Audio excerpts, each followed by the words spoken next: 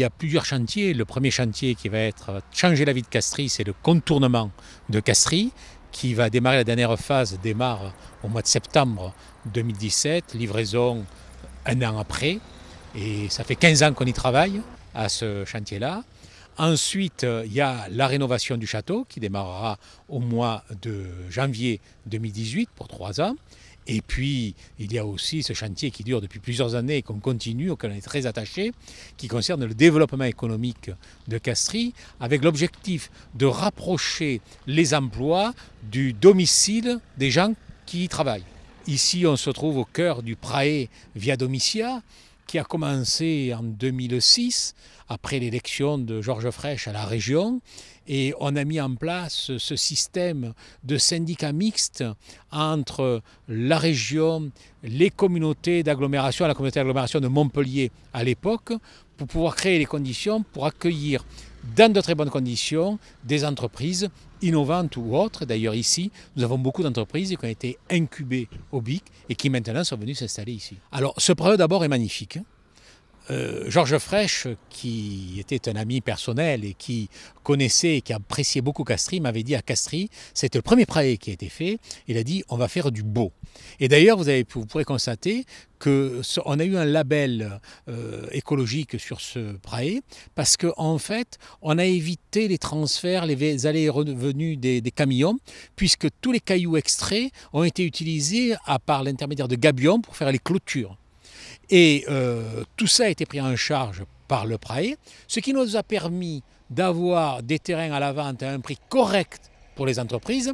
Le reste étant amorti par le syndicat en 20 ans par les recettes fiscales qui se font. Sans cette structure-là, jamais on n'aurait pu avoir ce développement économique à Castries. Et c'est le gros avantage de Castries quand Castries est rentré dans la communauté d'agglomération et maintenant la métropole pour son développement économique. Sur ici, la partie Castries, c'est 650 emplois qui ont été créés.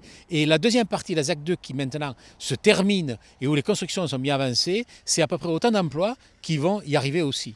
Donc c'est 1200 emplois, 1300 emplois en tout qui vont se retrouver à la porte est de l'agglomération de Montpellier. Et vous avez des gens qui habitent Saint-Drézéry, etc. et qui viennent travailler à Castries. Et ça, c'est une très bonne chose. Ça évite de tout aller sur la ville-centre. C'était l'objectif de Georges Frêche, de ne pas aller de tout concentrer sur la ville-centre, mais au contraire de l'éclater en bordure de la métropole. Le château, après l'avoir acheté, maintenant on est dans la phase de rénovation du château de façon à le rendre à la visite et le rendre plus utilisable. Puis je vous rappelle que dans la salle des États du Languedoc, il n'y a pas d'électricité, il n'y a pas le chauffage.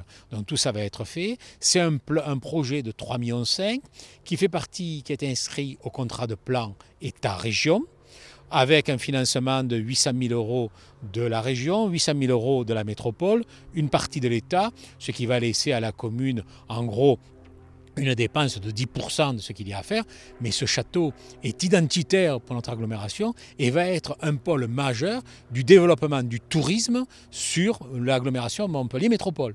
D'ailleurs, il y a déjà des visites qui se font, organisées par l'Office de tourisme, et ça va attirer, ça amène des gens qui viennent au restaurant, etc., qui viennent visiter, parce qu'on n'a pas que le château à Castries, on a aussi les balades autour de l'aqueduc, on a un certain nombre de choses qui peuvent accueillir quand il y a des congrès, les conjoints des congrès ou autres.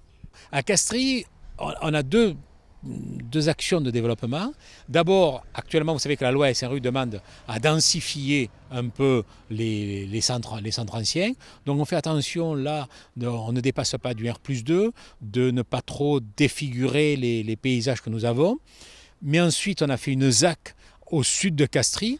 Et cette ZAC a été faite aussi par la SAM, une autre création de Georges Frêche. Et j'ai voulu honorer Georges Frêche en donnant à cette ZAC, la principale avenue, puisqu'il n'y en a qu'une, l'avenue Georges Frêche, qui d'ailleurs accueille actuellement un bâtiment d'accession à la propriété libre et un bâtiment de logements sociaux fait par ACM. Et vous verrez, ces deux bâtiments sont en pierre de Castries, sont absolument magnifiques.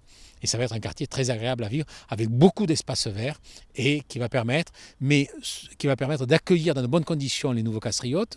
Mais ce à quoi nous veillons surtout à Castries, c'est que l'expansion se fasse à un rythme maîtrisé, de façon à ne pas avoir des à-coups de population d'un coup qui peuvent poser des problèmes, de façon à ce, comme je dis, entre guillemets, digérer les nouveaux habitants, qui puissent s'intégrer dans la vie du village, qui puissent participer à notre vie associative et qu'on puisse les accueillir dans de bonnes conditions.